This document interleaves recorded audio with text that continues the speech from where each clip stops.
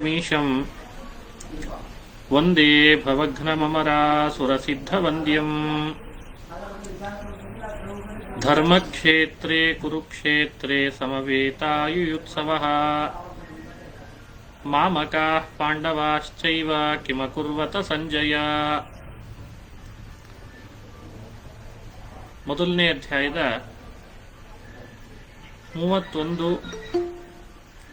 30 ಈ ಶ್ಲೋಕಗಳನ್ನು ನಿನ್ನೆ ನಾವು ನೋಡಿದ್ವಿ.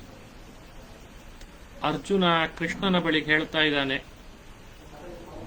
32ನೇ ಶ್ಲೋಕ ಇವತ್ತು ಪಾಠ ಆಗಬೇಕು. ನಕಾಂಕ್ಷೆ ವಿಜಯಂ ಕೃಷ್ಣ, ನಕಾಂಕ್ಷೆ ವಿಜಯಂ ಕೃಷ್ಣ, ನ ಚ ರಾಜ್ಯಂ ಸುಖಾನಿ ಚ, ನ ಚ ರಾಜ್ಯಂ ಸುಖಾನಿ ಚ, ಕಿನ್ನೋ ರಾಜ್ಯೇನ ಗೋವಿಂದ, ಕಿನ್ನೋ ರಾಜ್ಯೇನ ಗೋವಿಂದ, ಕಿಂ ಭೋಗೈರ್ಜೀವಿತೇನ ವಾ, ಕಿಂ ಭೋಗೈರ್ಜೀವಿತೇನ ವಾ. ಶ್ಲೋಕ ಇಷ್ಟು. ಪದವಿಭಾಗ ಹಾಗೂ ಅರ್ಥ ನೋಡೋಣ.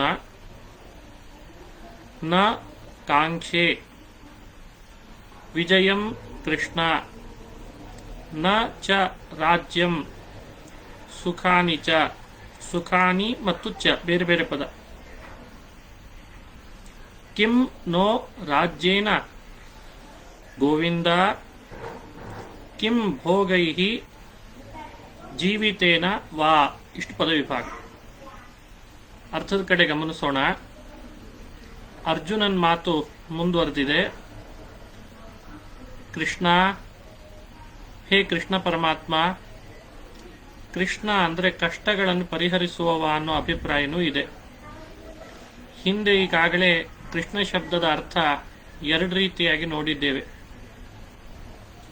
ಕೃಷ್ಣ ಕಷ್ಟಗಳನ್ನು ಪರಿಹರಿಸುವವ, ಈ ಅರ್ಥನೂ ಕೂಡ ತಿಳಿಲಿಕ್ಕೆ ಬರ್ತದೆ. ಸಂಬೋಧಿಸಿದ ಹೇ ಕೃಷ್ಣ ಪರಮಾತ್ಮ,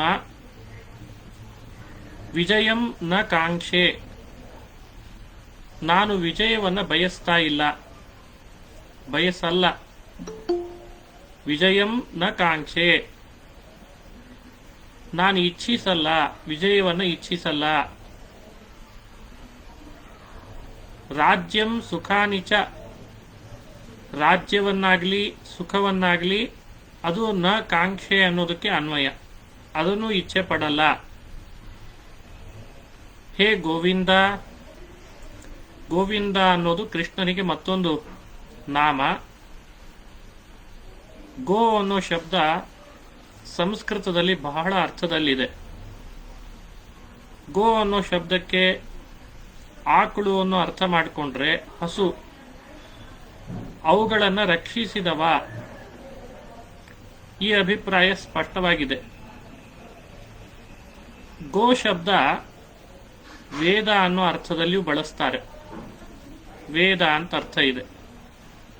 ಆ ವೇದಗಳಿಂದ ವಿಂದ ಅಂದರೆ ತಿಳಿಯಲ್ಪಡುವವ, ವೇದದಿಂದ ತಿಳಿಲಿಕ್ಕೆ ಸಾಧ್ಯ, ವೇದದಿಂದಲೇ ತಿಳಿಲಿಕ್ಕೆ ಸಾಧ್ಯ.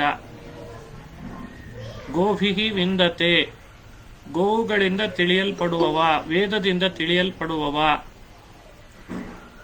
ಕಣ್ಣಿಗೆ ಇಂದ್ರಿಯಗಳಿಗೆ ನಿಲುಕುವವನಲ್ಲ, ಅನುಮಾನದಿಂದ ನಿಲುಕುವವನಲ್ಲ ಪರಮಾತ್ಮ. ವೇದದಿಂದಲೇ ತಿಳಿತಾನೆ, ವೇದಾಧ್ಯಯನ ಮಾಡಿದ್ರನೇ ತಿಳಿತಾನೆ. ಹಾಗಾಗಿ ಅವನನ್ನ ಗೋವಿಂದ, ಈ ಶಬ್ದ ಇಲ್ಲಿ ಆಡ್ತಾ ಇದ್ದಾನೆ. ಗೋವಿಂದ, ಹೇ ಕೃಷ್ಣ. ನಹ ನಮಗೆ ರಾಜ್ಯೇನ ಕಿಂ, ರಾಜ್ಯದಿಂದ ಆಗಬೇಕಾದದ್ದಾದರೂ ಏನಿದೆ. ಕಿಂ ಭೋಗೈಹಿ ಕಿಂ ಜೀವಿತೇನವ, ಭೋಗ ವಸ್ತುಗಳು ಅಥವಾ ಭೋಗ, ವಿಷಯದ ಭೋಗ, ಅವುಗಳಿಂದಲಾದರೂ ಕಿಂ ಆಗಬೇಕಾದದ್ದೇನಿದೆ. ಜೀವಿತೇನವ, ಈ ಬದುಕಿನಿಂದಾದರೂ ಆಗಬೇಕಾದದ್ದೇನಿದೆ. ಹೀಗೆ ಅರ್ಜುನ ಕೃಷ್ಣನ ಬಳಿಗೆ ಹೇಳ್ತಾ ಇದ್ದಾನೆ.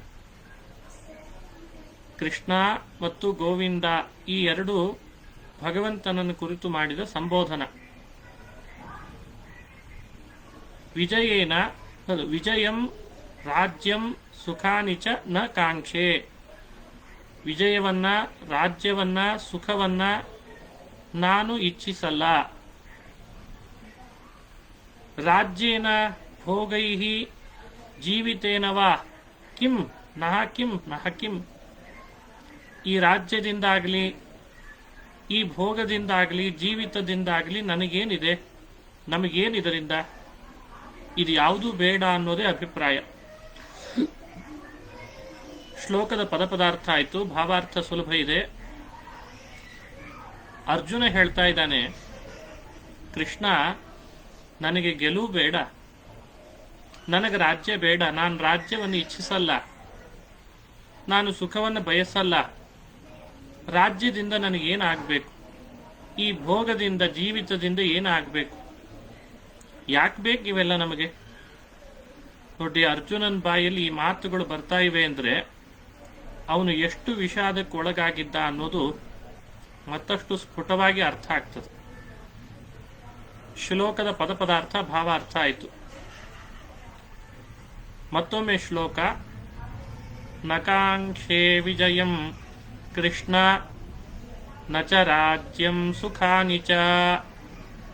ಕಿಂ ನೋ ರಾಜ್ಯೇನ ಗೋವಿಂದ. ಇಲ್ಲಿ ಕಿನ್ನೋ ರಾಜ್ಯೇನ ಗೋವಿಂದ ಕಿಂ ಭೋಗೈರ್ಜೀವಿತೇನ ವಾ. ಭೋಗೈರ್ಜೀವಿತೇನ ವಾ ಅನ್ನೋಲ್ಲಿ ಭೋಗೈರ್ಜೀವಿತೇನ ಅನ್ನೋದೇ ಒಂದು ಅದ್ಭುತವಾದ ಅರ್ಥ ಕೊಡ್ತದೆ. ಇಂಥ ಭೋಗಯುಕ್ತವಾದ ಬದುಕಿನಿಂದ ಏನು ಲಾಭ? ವಾ ಅಂತಿದ್ದರಿಂದ ಅದನ್ನು ಅನ್ವಯ ಮಾಡಿಕೊಳ್ಳುವಾಗ ಸ್ವಲ್ಪ ಎಚ್ಚರ ವಹಿಸಬೇಕು. ರಾಜ್ಯೇನ ಕಿಂ ಭೋಗೈರ್ಜೀವಿತೇನ ವಾ ಕಿಂ. ಈ ರಾಜ್ಯದಿಂದ ಏನ್ ಲಾಭ? ಭೋಗಯುಕ್ತ ಬದುಕಿನಿಂದ ಏನ್ ಲಾಭ? ನಾನು ಹೇಳುವಾಗ ಕೇವಲ ಜೀವಿತೇನ ಕಿಂ ಅಂತ ಆವಾಗಲೇ ಹೇಳಿದೆ, ಅದು ತಪ್ಪು. ಭೋಗೈರ್ಜೀವಿತೇನ ಕಿಂ, ಭೋಗಯುಕ್ತವಾದ ಬದುಕಿನಿಂದ ಏನು ಆಗೋದಿದೆ ಅದನ್ನು ನಾನು ಅಪೇಕ್ಷಿಸಲ್ಲ. ಬದುಕಿರಲಿ, ಭೋಗಯುಕ್ತ ಬದುಕೇ ಆಗಬೇಕು ಅಂತ ಯಾಕೆ? ಅದು ಆ ಅಭಿಪ್ರಾಯ ಅಲ್ಲಿ ಸ್ಪಷ್ಟ ಆಗ್ತಾ ಇದೆ. ರಾಜ್ಯೇನ ಕಿಂ ಭೋಗೈರ್ಜೀವಿತೇನ ವಾ ಕಿಂ. ಭೋಗದಿಂದ ಬದುಕಬೇಕು ಅಂತ ಯಾಕೆ? ಪದಪದಾರ್ಥ ಆಯ್ತು, ಭಾವಾರ್ಥ ಆಯ್ತು, ಶ್ಲೋಕನೂ ಆಯ್ತು. 33ನೇ ಶ್ಲೋಕ ನೋಡೋಣ. ಯೇಷಾಮರ್ಥೇ ಕಾಂಕ್ಷಿತಂ ನೋ, ಯೇಷಾಮರ್ಥೇ ಕಾಂಕ್ಷಿತಂ ನೋ ರಾಜ್ಯಂ ಭೋಗಃ ಸುಖಾನಿ ಚ. ರಾಜ್ಯಂ ಭೋಗಃ ಸುಖಾನಿ ಚ ತೈಮೇವ ಸ್ಥಿತಾ ಯುದ್ಧೇ, ತೈಮೇವ ಸ್ಥಿತಾ ಯುದ್ಧೇ ಪ್ರಾಣಾಂಸ್ತ್ಯಕ್ತ್ವಾ ಧನಾನಿ ಚ, ಪ್ರಾಣಾಂಸ್ತ್ಯಕ್ತ್ವಾ ಧನಾನಿ ಚ.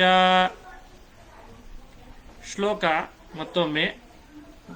ಯೇಷಾಮರ್ಥೇ ಕಾಂಕ್ಷಿತಂ ನೋ ರಾಜ್ಯಂ ಭೋಗಃ ಸುಖಾನಿ ಚ ತೈಮೇವ ಸ್ಥಿತಾ ಯುದ್ಧೇ ಪ್ರಾಣಾಂಸ್ತ್ಯಕ್ತ್ವಾ ಧನಾನಿ ಚ. ಇದು 33ನೇ ಶ್ಲೋಕ. ಪದವಿಭಾಗ. ಯೇಷಾಂ ಅರ್ಥೇ ಕಾಂಕ್ಷಿತಂ ನೋ ನಃ ರಾಜ್ಯಂ ಭೋಗಾಃ ಸುಖಾನಿ ಚ. ತೈಮೆ ಅನ್ನೋಲ್ಲಿ ತೇ ಇಮೆ ಅಂತ ಬಿಡಿಸ್ಬೇಕು. ಅವಸ್ಥಿತಾಃ ಯುದ್ಧೇ ಪ್ರಾಣಾನ್ ತ್ಯಕ್ತ್ವಾ ಧನಾನಿ ಚ. ಇಷ್ಟು ಪದವಿಭಾಗ. ಅರ್ಥದ ಕಡೆ ಗಮನಿಸೋಣ. ಯೇಷಾಂ ಅರ್ಥೇ, ಯೇಷಾಂ ಅರ್ಥೇ ಅಂದ್ರೆ ಯಾರಿಗೋಸ್ಕರ ಅಂತ ಅಭಿಪ್ರಾಯ. ಯಾರ ಪ್ರಯೋಜನ ನಿಮಿತ್ತ, ಯಾರಿಗೋಸ್ಕರವಾಗಿ ನಹ ನಮಗೆ ರಾಜ್ಯಂ ಭೋಗಾಃ ಸುಖಾನಿ ಚ ಕಾಂಕ್ಷಿತಂ, ಈ ರಾಜ್ಯವು ಕಾಂಕ್ಷಿತಂ ಅಪೇಕ್ಷಿಸಲ್ಪಡ್ತಿತ್ತೋ, ಭೋಗಾಃ ಭೋಗಗಳು, ಸುಖಾನಿ ಚ ಈ ಸುಖವೂ ಕೂಡ ಯಾರಿಗೋಸ್ಕರ ಅಂದ್ರೆ ಯಾರೆಲ್ಲರಿಗೋಸ್ಕರವೂ ಅಪೇಕ್ಷೆ ಪಡ್ತಿತ್ತೋ, ಯಾರ ಪ್ರಯೋಜನ ನಿಮಿತ್ತ ಅಂತ ಅಭಿಪ್ರಾಯ. ತೈಮೆ ಅಂತಹ ಇವರೆಲ್ಲರೂ ಯುದ್ಧದಲ್ಲಿ ಅವಸ್ಥಿತಾ ಪ್ರಾಣಾನ್ ಧನಾನಿ ಚ ತ್ಯಕ್ತ್ವಾ ಅವಸ್ಥಿತಾ ಪ್ರಾಣವನ್ನು ಧನವನ್ನು ಬಿಟ್ಟು ಬಂದು ನಿಂತಿದ್ದಾರೆ. ಪದಾರ್ಥ ಆಯಿತು. ಇನ್ನೊಮ್ಮೆ ನೋಡಿಕೊಳ್ಳೋಣ. ಯೇಷಾಂ ಅರ್ಥೆ ಅಂದ್ರೆ ಯಾವ ಪ್ರಯೋಜನ ನಿಮಿತ್ತ ರಾಜ್ಯಂ ಕಾಂಕ್ಷಿತಂ ರಾಜ್ಯವು ಅಪೇಕ್ಷಿಸಲ್ಪಡ್ತಿತ್ತೋ ಅಂತಹ ಭೋಗಾಹ ಸುಖಾನಿಚ ಭೋಗವೂ ಕೂಡ ಯಾರ ನಿಮಿತ್ತವಾಗಿ ಅಪೇಕ್ಷಿಸಲ್ಪಡ್ತಿತ್ತೋ ತೈಮೆ ಅಂತಹ ಇವರು ಪ್ರಾಣಾನ್ ಧನಾನಿ ಚ ತ್ಯಕ್ತ್ವಾ ಯುದ್ಧೇ ಅವಸ್ಥಿತಾ ಪ್ರಾಣ ಧನ ಎಲ್ಲ ಬಿಟ್ಟು ಯುದ್ಧದಲ್ಲಿ ಬಂದು ನಿಂತಿದ್ದಾರೆ. ಹಿಂದಿನ ಶ್ಲೋಕದಲ್ಲಿ ಗೋವಿಂದ ಹಾಗೂ ಕೃಷ್ಣ ಅಂತ ಎರಡು ಸಂಬೋಧನೆ ಇದ್ದದ್ದಿದೆ. ಹಾಗಾಗಿ ಮುಂದೆ ಅದನ್ನೇ ಇಟ್ಟುಕೊಳ್ಬಹುದು. ಹೇ ಕೃಷ್ಣ ಪರಮಾತ್ಮ, ಯಾರ ನಿಮಿತ್ತ, ಯಾರ ಪ್ರಯೋಜನದ ನಿಮಿತ್ತ, ಯಾರಿಗೋಸ್ಕರವಾಗಿ ಈ ರಾಜ್ಯ ನಮಗೆ ಬೇಕಿತ್ತೋ, ಈ ಭೋಗ, ಈ ಸುಖ, ಅವರೆಲ್ಲರೂ ಕೂಡ ಈ ಯುದ್ಧದಲ್ಲಿ ಪ್ರಾಣ ಧನ ಅದನ್ನ ಮುಡುಪಾಗಿಟ್ಟು ಅದನ್ನ ಬಿಟ್ಟು ಇಲ್ಲಿ ಬಂದು ನಿಂತಿದ್ದಾರೆ. ಯುದ್ಧಕ್ಕಾಗಿ ಬಂದು ನಿಂತಿದ್ದಾರೆ. ಇಷ್ಟು ಪದಾರ್ಥ. ಭಾವಾರ್ಥ ಸುಲಭ ಇದೆ. ಇದೆಲ್ಲ ಯಾರಿಗೋಸ್ಕರ ಬೇಕೋ, ಈ ರಾಜ್ಯ, ಈ ಸುಖ, ಈ ಭೋಗ, ಅವರೇ ತಮ್ಮ ಪ್ರಾಣ ಧನ ಎಲ್ಲವನ್ನು ಬಿಟ್ಟುಕೊಂಡು ಈ ಯುದ್ಧದಲ್ಲಿ ಬಂದು ನಿಂತಿದ್ದಾರೆ. ಅವರೆಲ್ಲ ಯಾರು ಅಂತಂದಾಗ ಮುಂದೆ ಬರ್ತದೆ. ಅವ್ರು ಯಾರು? ಯೇಷಾಂ ಅಂತಂದ್ರೆ ಯಾರಿಗೋಸ್ಕರ ಅಂದ್ರೆ ಯಾರು ಅಂತ ಬೇಕಲ್ಲ. ಅವ್ರು ಯಾರು ಅಂತ ಮುಂದಿನ ಶ್ಲೋಕದಲ್ಲಿ ಹೇಳ್ತಾನೀಗ. ಅವರೆಲ್ಲರೂ ಇದ್ರೆ ಈ ರಾಜ್ಯ, ಈ ಭೋಗ, ಈ ಸುಖ, ಇದಕ್ಕೆಲ್ಲ ಒಂದು ಪ್ರಯೋಜನ ಇದೆ. ಅವ್ರು ಯಾರು ಇಲ್ದಿದ್ರೆ ಇದಕ್ಕೇನು ಪ್ರಯೋಜನ ಇದೆ? ನೋಡಿದ್ರೆ ಅವರೇ ಯುದ್ಧ ಮಾಡ್ಲಿಕ್ಕೆ ಅಂತ ಬಂದು ನಿಂತಿದ್ದಾರೆ, ತಮ್ಮ ಧನ ಕನಕಗಳನ್ನೆಲ್ಲ ಬಿಟ್ಟು. ಯಾರು ಅವರಿಲ್ಲ ಅಂತ ಈಗ ಬರ್ತದೆ. ಈ ಶ್ಲೋಕದ ಭಾವಾರ್ಥ ಇಷ್ಟು. ಯೇಷಾಮರ್ಥೆ ಕಾಂಕ್ಷಿತನ್ನೋ ರಾಜ್ಯಂ ಭೋಗ ಸುಖಾನಿ ಚ ತೈಮೇವ ಸ್ಥಿತಾ ಯುದ್ಧೇ ಪ್ರಾಣಾಸ್ತ್ಯಕ್ತ್ವಾ ಧನಾನಿ ಚ. 33 ಆಯ್ತು. 34 ನೋಡೋಣ. ಆಚಾರ್ಯಾಃ ಪಿತರಃ ಪುತ್ರಾಃ ತಥೈವ ಚ ಪಿತಾಮಹಾಃ ಮಾತುಲಾಃ ಶ್ವಶುರಾಃ ಪೌತ್ರಾಃ ಶಾಲಾಃ ಸಂಬಂಧಿನಸ್ತಥಾ. ಮತ್ತೊಮ್ಮೆ ಶ್ಲೋಕ. ಆಚಾರ್ಯಾಃ ಪಿತರಃ ಪುತ್ರಾಃ ತಥೈವ ಚ ಪಿತಾಮಹಾಃ ಮಾತುಲಾಃ ಶ್ವಶುರಾಃ ಪೌತ್ರಾಃ ಶಾಲಾಃ ಸಂಬಂಧಿನಸ್ತಥಾ. ಶ್ಲೋಕ ಆಯಿತು. ಪದವಿಭಾಗ. ಶ್ಲೋಕ ಹೇಳುವಾಗ ಮೊದಲು ಆಚಾರ್ಯಾಃ ಪಿತರಃ ಪುತ್ರಾಸ್ತಥೈವ ಚ ಅನ್ನುವಲ್ಲಿ ಪುತ್ರಾಃ ತಥೈವ ಚ ಪುತ್ರಾಸ್ತಥೈವ ಚ ಅಂತ ಅಲ್ಲಿ ವಿಸರ್ಗ ಸಕಾರವಾಗಿದೆ. ಅದನ್ನು ನೋಡ್ಕೊಂಡು ಹೇಳಬೇಕು. ಒಟ್ಟಿಗೆ ಹೇಳುವಾಗ ಆಚಾರ್ಯಾಃ ಪಿತರಃ ಪುತ್ರಾಸ್ತಥೈವ ಚ ಪಿತಾಮಹಾಃ ಮಾತುಲಾಃ ಶ್ವಶುರಾಃ ಪೌತ್ರಾಃ ಶಾಲಾಃ ಸಂಬಂಧಿನಸ್ತಥಾ. ಪದವಿಭಾಗ ನೋಡೋಣ. ಆಚಾರ್ಯಾಃ ಪಿತರಃ ಪುತ್ರಾಃ ತಥಾ ಏವ ಚ ಪಿತಾಮಹಾಃ ಮಾತುಲಾಃ ಶ್ವಶುರಾಃ ಪೌತ್ರಾಃ ಶಾಲಾಃ ಸಂಬಂಧಿನಃ ತಥಾ. ಇಷ್ಟು ಪದವಿಭಾಗ. ಅರ್ಥದ ಕಡೆ ಗಮನಿಸೋಣ. ಹಿಂದೆ ಯಾರಿಗೋಸ್ಕರ, ಯಾರ ಪ್ರಯೋಜನ ನಿಮಿತ್ತ ಅಂತ ಯೇಷಾಂ ಅಂತ ಬಂದಿತ್ತಲ್ವಾ, ಅವ್ರು ಯಾರು ಅಂತ ಈ ಶ್ಲೋಕದಲ್ಲಿ ಹೇಳ್ತಾನೆ ಅರ್ಜುನ. ಆಚಾರ್ಯಾಃ ಪಾಠ ಮಾಡಿದ, ಉಪದೇಶ ಮಾಡಿದ ಆಚಾರ್ಯರು, ಪಿತರಃ ತಂದೆಯ ಸದೃಶರು, ಪುತ್ರಾಹ ಮಕ್ಕಳು, ಮಕ್ಕಳಿಗೆ ಸದೃಶರಾದವರು, ತಥೈವ ಚ ಹಾಗೆಯೇ ಪಿತಾಮಹಃ ಪಿತಾಮಹ ಭೀಷ್ಮ ಮೊದಲಾದವರು, ಮಾತುಲಾಹ ಶ್ವಶುರಾಹ ತಾಯಿಯ ಸಹೋದರರು, ಮಾತುಲಾಹ ಶ್ವಶುರಾಹ ಹೆಣ್ಣು ಕೊಟ್ಟ ಮಾವಂದಿರು, ಪೌತ್ರಾಹ ಮೊಮ್ಮಕ್ಕಳು ಮೊಮ್ಮಕ್ಕಳಿಗೆ ಸದೃಶರು, ಶ್ಯಾಲಾಹ ಹೆಂಡತಿಯ ಅಣ್ಣ ತಮ್ಮಂದಿರು, ಧೃಷ್ಟದ್ಯುಮ್ನ ಮೊದಲಾದವರು, ಸಂಬಂಧಿನಃ ತಥಾ ತಥಾ ಹಾಗೆ ಇನ್ನಿತರ ಸಂಬಂಧಿಕರು. ಇವರೆಲ್ಲರೂ ಈಗ ಪ್ರಾಣ ಬಿಟ್ಟು ಧನ ಬಿಟ್ಟು ಈ ಯುದ್ಧ ಮಾಡಲಿಕ್ಕೆ ಅಂತ ಬಂದು ನಿಂತಿದ್ದಾರೆ. ಇದು ಈ ಶ್ಲೋಕದ ಪದಪದಾರ್ಥ. ಇಲ್ಲಿ ಹೆಚ್ಚು ವಿವರಣೆ ಮಾಡುವ ಅವಶ್ಯಕತೆ ಇಲ್ಲ, ಎಲ್ಲ ಗೊತ್ತಾಗ್ತದೆ. ಆಚಾರ್ಯಾಹ ಉಪದೇಶಕ ಗುರುಗಳು, ಪಿತರಃ ತಂದೆಯ ಸದೃಶರು, ಪುತ್ರಾಹ ಮಕ್ಕಳು, ತಥೈವ ಚ ಹಾಗೆ ಪಿತಾಮಹಃ ಪಿತಾಮಹ ಅಂದ್ರೆ ಅಜ್ಜನ ಸದೃಶರು, ಮಾತುಲಾಹ ಸೋದರ ಮಾವಂದಿರು, ಶ್ವಶುರಾಹ ಹೆಣ್ಣು ಕೊಟ್ಟ ಮಾವಂದಿರು, ಪೌತ್ರಾಹ ಮೊಮ್ಮಕ್ಕಳು, ಶಾಲಾಹ ಹೆಂಡತಿಯ ಸಹೋದರರು, ತಥಾ ಸಂಬಂಧಿನಃ ಹಾಗೆ ಇನ್ನಿತರ ಸಂಬಂಧಿಗಳು, ಬೇರೆ ಬೇರೆ ರೀತಿ ಸಂಬಂಧವನ್ನು ಹೊಂದಿರ್ತಾರೆ. ಚಿಕ್ಕಮ್ಮ ಚಿಕ್ಕಪ್ಪ ಅಂತ ಆ ಥರದ ಸಂಬಂಧ ಉಳ್ಳವರು, ಅಥವಾ ಮಾವನ ಮಕ್ಕಳು, ನಾನಾ ರೀತಿ ಸಂಬಂಧಿಗಳು. ಅವರೆಲ್ಲರೂ ಇದ್ರೆ ಈ ರಾಜ್ಯ, ಈ ಭೋಗ, ಈ ಸುಖ ಇದೆಲ್ಲವೂ ನಮಗೆ ಅಪೇಕ್ಷಿತ. ಅವರೆಲ್ಲರೂ ಯುದ್ಧಕ್ಕೆ ಅಂತ ಬಂದಿದ್ದಾರೆ. ಯುದ್ಧದಲ್ಲಿ ಅವರೆಲ್ಲರನ್ನ ಕಳ್ಕೊಳ್ಬೇಕು. ರಾಜ್ಯ ಭೋಗ ಆಮೇಲೆ ಏನು ಯಾರಿಗೋಸ್ಕರ ಅಂತಾಯ್ತು. ಇದು ಯೇಷಾಂ ಅರ್ಥೆ ಅನ್ನೋ ಶ್ಲೋಕದಲ್ಲಿ ಯೇಷಾಂ ಪದದಿಂದ ಮನಸ್ಸಿನಲ್ಲಿ ಯಾರೆಲ್ಲ ಇಟ್ಟುಕೊಂಡಿದ್ದ ಅವರನ್ನ ಈ ಶ್ಲೋಕದಲ್ಲಿ ತಿಳಿಸಿದ. ಮುಂದೆ 35ನೇ ಶ್ಲೋಕ ಆಗಬೇಕು. 34 ಇಲ್ಲಿಗೆ ಮುಗೀತದೆ. ಆಚಾರ್ಯಾ ಪಿತರಃ ಪುತ್ರಾಃ ತಥೈವ ಚ ಪಿತಾಮಹಾಃ ಅಥವಾ ಆಚಾರ್ಯಾ ಪಿತರಃ ಪುತ್ರಾಸ್ತಥೈವ ಚ ಪಿತಾಮಹಾಃ ಮಾತುಲಾಃ ಶ್ವಶುರಾಃ ಪೌತ್ರಾಃ ಶಾಲಾಃ ಸಂಬಂಧಿನಸ್ತಥಾ. 34 ಆಯ್ತು. 35 ನೋಡೋಣ. ಏತಾನ್ನಹಂತುಮಿಚ್ಛಾಮಿ ಘ್ನತೋಪಿ ಮಧುಸೂದನ ಅಪಿ ತ್ರೈಲೋಕ್ಯರಾಜ್ಯಸ್ಯ ಹೇತೋಃ ಕಿನ್ನು ಮಹೀಕೃತೆ. ಶ್ಲೋಕ ಮತ್ತೊಮ್ಮೆ.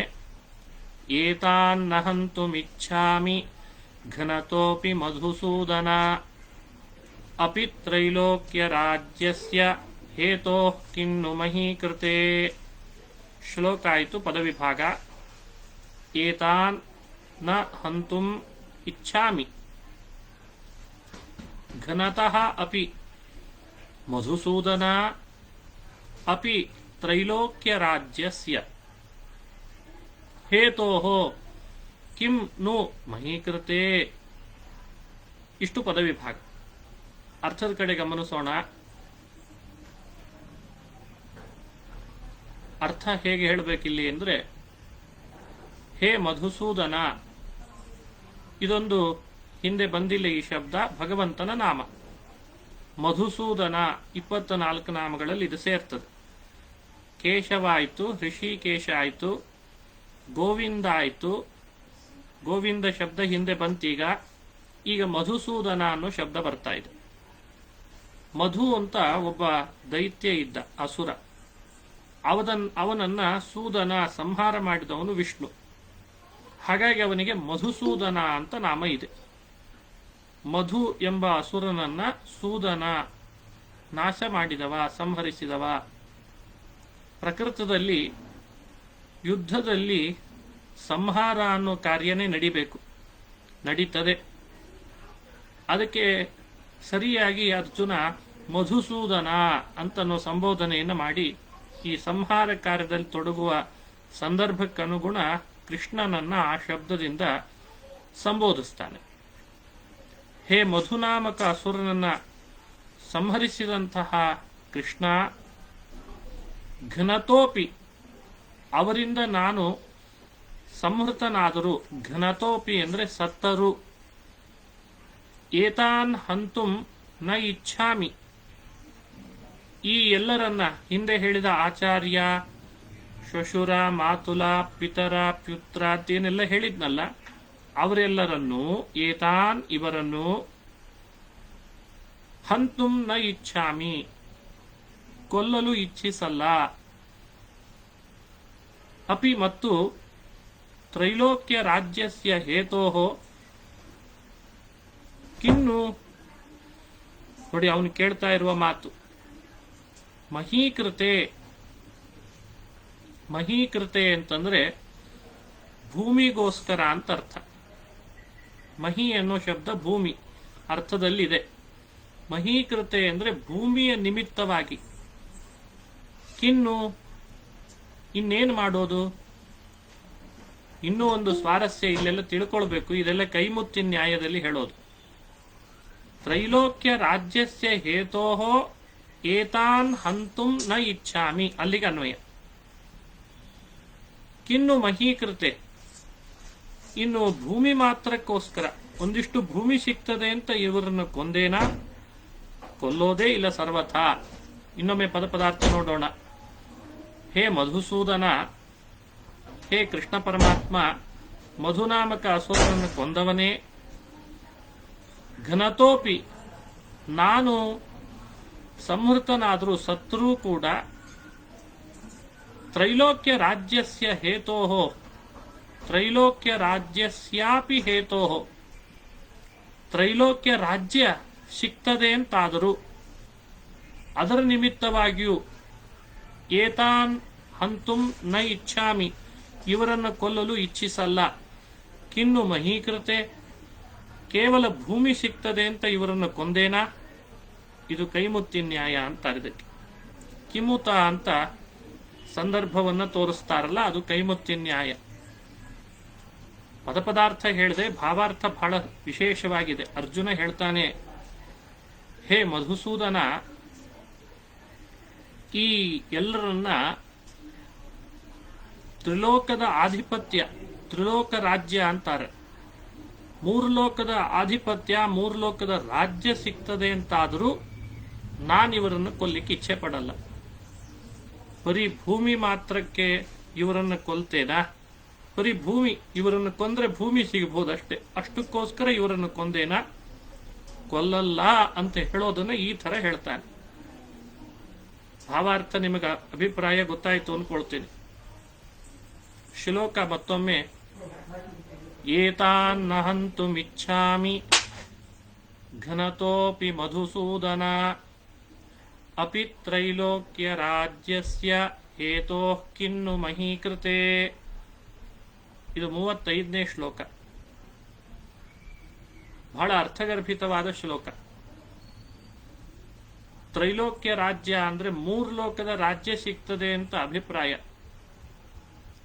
ಯುದ್ಧ ಮಾಡೋದ್ರಿಂದ ಭೂಮಿ ಸಿಗಬಹುದು, ಆದ್ರೆ ಕೃಷ್ಣ 3 ಲೋಕದ ರಾಜ್ಯ ಸಿಗ್ತದೆ ಅಂತಾದ್ರೂ ನಾನು ಇವರನ್ನ ಕೊಲ್ಲಲ್ಲ, ಇನ್ನು ಬರೀ ಭೂಮಿ ಮಾತ್ರಕ್ಕಾಗಿ ಇವರನ್ನ ಕೊಂದೇನಾ ಅನ್ನೋ ಅಭಿಪ್ರಾಯವನ್ನು ಇಟ್ಟುಕೊಂಡು ಹೇಳಿದ.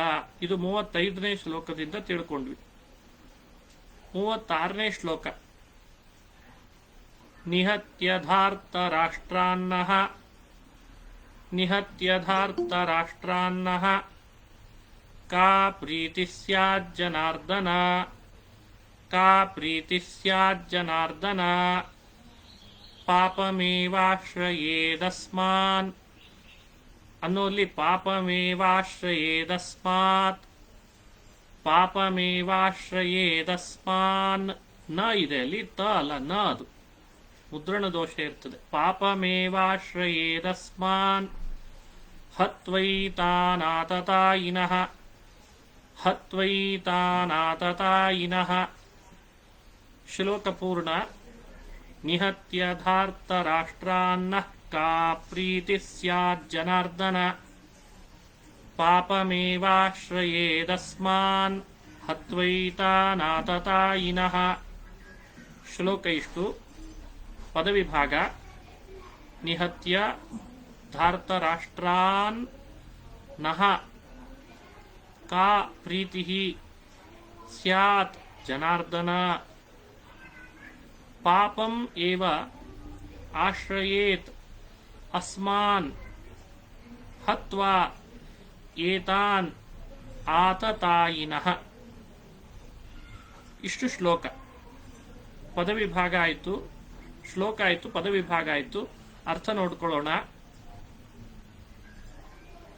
ಈ ಶ್ಲೋಕದಲ್ಲಿ ಜನಾರ್ದನ ಅಂತ ಭಗವಂತನ ನಾಮವನ್ನು ಸ್ಮರಿಸ್ತಾನೆ. ಈಗಾಗಲೇ ಹಿಂದೆ ಮಧುಸೂದನ ಆಯಿತು, ಈಗ ಜನಾರ್ದನ. ಬಾರಿ ಬಾರಿ ಪರಮಾತ್ಮನ ಬೇರ್ಬೇರೆಯ ನಾಮಗಳನ್ನ ಅರ್ಜುನ ಸ್ಮರಣೆ ಮಾಡೋದು ಕೂಡ ತಾನು ಸಿಲುಕಿರುವಂತಹ ಆಪತ್ತಿನಿಂದ ಏನಾದ್ರೂ ಪರಿಹಾರ ಪರಮಾತ್ಮ ತೋರಿಸ್ಲಿ ಅನ್ನೋ ಉದ್ದೇಶ ಇದೆ. ಇಲ್ಲಿ ಜನಾರ್ದನ ಅನ್ನೋ ನಾಮವನ್ನು ಬಳಸಿದಾನೆ. ಅದಕ್ಕೆ ವಿವರಣೆ ಹೀಗೆ ತಿಳಿಸ್ತಾರೆ. ಜನ ಅಂದ್ರೆ ಜ ಅಂದ್ರೆ ಹುಟ್ಟು, ನ ಅಂದ್ರೆ ಇಲ್ಲ. ನ ಜಾಯತೆ ಇತಿ ಜನಃ, ಹುಟ್ಟಿಲ್ಲದವ. ಅರ್ಧನ ಅಂದ್ರೆ ಸಂಸಾರವನ್ನ ಮರ್ದನ ಮಾಡ್ತಾನೆ. ನಾವು ಅನುಭವಿಸುವ ಸಂಸಾರದ ಕ್ಲೇಶವನ್ನ ಮರ್ದನ ಮಾಡ್ತಾನೆ, ಅರ್ಧನ ಮಾಡ್ತಾನೆ. ಹಾಗಾಗಿ ಅವನು ಅರ್ಧನ. ಜನ ಹುಟ್ಟಿಲ್ಲದವ, ಅರ್ಧನ ಸಂಸಾರದ ಕ್ಲೇಶವನ್ನ ಕಳೆಯುವವ. ಹಾಗಾಗಿ ಜನಾರ್ದನ ಅನ್ನೋ ಶಬ್ದ ಭಗವಂತನನ್ನ ಕರೀತದೆ. ಹೇ ಜನಾರ್ದನ, ಹುಟ್ಟಿಲ್ಲದಾತ, ಸಂಸಾರದ ಕ್ಲೇಶವನ್ನ ಕಳೆಯುವಾತ ನೀನು ಕೃಷ್ಣ. ಇದು ಆ ಜನಾರ್ದನ ಶಬ್ದದಿಂದ ತಿಳಿದ್ವಿ. ಮುಂದಿಂದು ಧಾರ್ತರಾಷ್ಟ್ರಾನ್, ಈ ಕೌರವರನ್ನು ನಿಹತ್ಯ ಸಂಹಾರ ಮಾಡಿ, ನಹ ಕಾ ಪ್ರೀತಿ, ನಮಗೇನು ಸುಖ ಸಿಕ್ಕೀತು, ಐಹಿಕವಾಗಿ ನಮಗೇನು ಸುಖ ಸಿಕ್ಕೀತು ಅಂದ್ರೆ ಏನು ಸುಖ ಸಿಗಲ್ಲ ಅಂತ ಅರ್ಥ. ಮೇಲಾಗಿ ಅಸ್ಮಾನ್ ಆತತಾಯಿನಃ, ಇಲ್ಲಿರುವಂತಹ ಈ ಆತತಾಯಿಗಳನ್ನು, ಆತತಾಯಿ ಅಂತ ಯಾರನ್ನು ಕರೀತಾರೆ ಆ ಶಬ್ದದ ವಿವರಣೆಯನ್ನ ಪದಪದಾರ್ಥ ಹೇಳಿ ಮುಗಿಸಿದ ಮೇಲೆ ತಿಳಿಸ್ತೇನೆ. ಆತತಾಯಿನಃ, ಆತತಾಯಿಗಳನ್ನು ಹತ್ವಾ, ಏತಾನ್ ಅಸ್ಮಾನ್ ಆತತಾಯಿನಃ,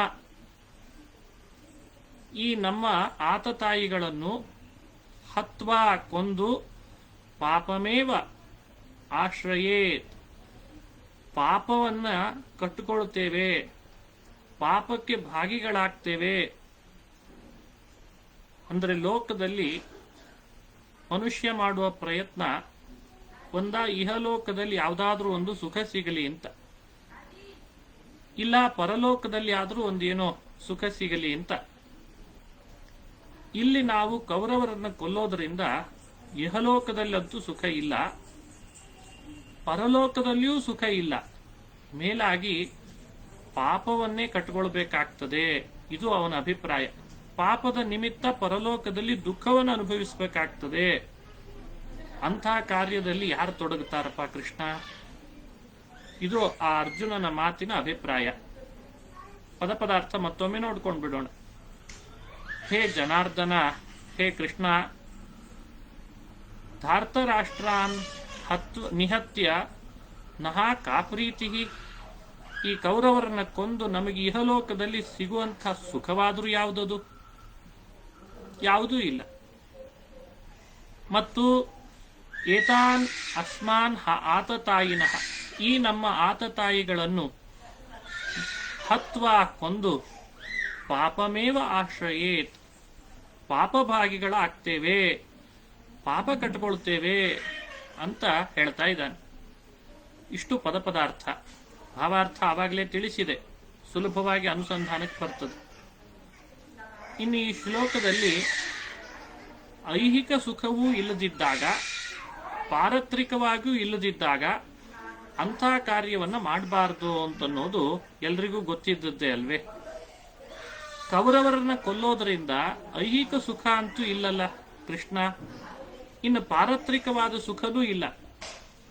ಮೇಲಾಗಿ ಕೊಂದದ್ರಿಂದ ಬಂದ ಪಾಪ ಮತ್ತಷ್ಟು ದುಃಖ ಇದೇ ನಮಗೆ ಆದೀತು ಅನ್ನೋದನ್ನ ಅರ್ಜುನ ವ್ಯಕ್ತಪಡಿಸ್ತಾ ಇದ್ದಾನೆ. ಇಂಥದ್ದನ್ನು ಯಾಕೆ ಮಾಡಬೇಕು? ಪ್ರತ್ಯುತ ಪಾರತ್ರಿಕ ದುಃಖಕ್ಕೆ ಕಾರಣವಾಗುವಂಥ ಪಾಪದ ಕೆಲಸವನ್ನು ಯಾಕೆ ಮಾಡಬೇಕು ಅಂತ ಕೇಳ್ತಾ ಇದ್ದಾನೆ. ಇದು ಶ್ಲೋಕದ ಭಾವಾರ್ಥ. ಇಲ್ಲಿ ಆತತಾಯಿ ಅನ್ನೋ ಶಬ್ದದ ವಿವರಣೆ.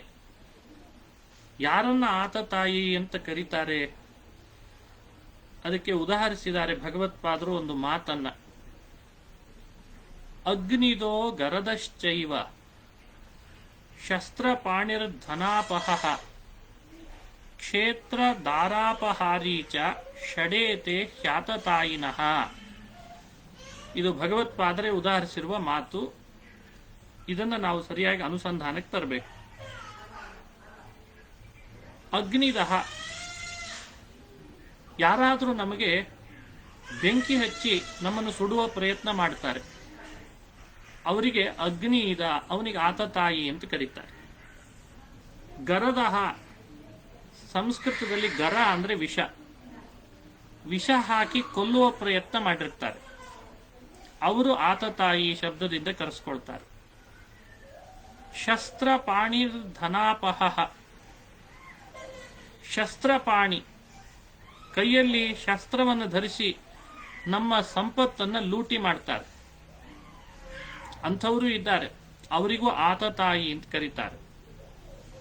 ಕ್ಷೇತ್ರ ದಾರಾಪಹಾರೀಚ, ಕ್ಷೇತ್ರ ಅಂದ್ರೆ ನಮ್ಮ ಹೊಲ, ನಮಗೆ ಸೇರಿದ ಜಾಗ, ನಮಗೆ ಸೇರಿದ ಭೂಮಿ, ಅದನ್ನ ಅವರು ಅಲ್ಲೊಂದೇನೋ ಕಾಂಪೌಂಡೋ ಏನೋ ಕಟ್ಟಿಸ್ಕೊಂಡು ಇದು ನಮ್ದು, ಇಲ್ಲಿ ಬರಬೇಡ ಅಂತ ಜಗಳ ತೆಗಿತಾರೆ. ಕ್ಷೇತ್ರಾಪಹಾರಿ. ದಾರಾಪಹಾರಿ, ಹೆಂಡತಿಯನ್ನು ಅಪಹರಿಸ್ತಾರೆ.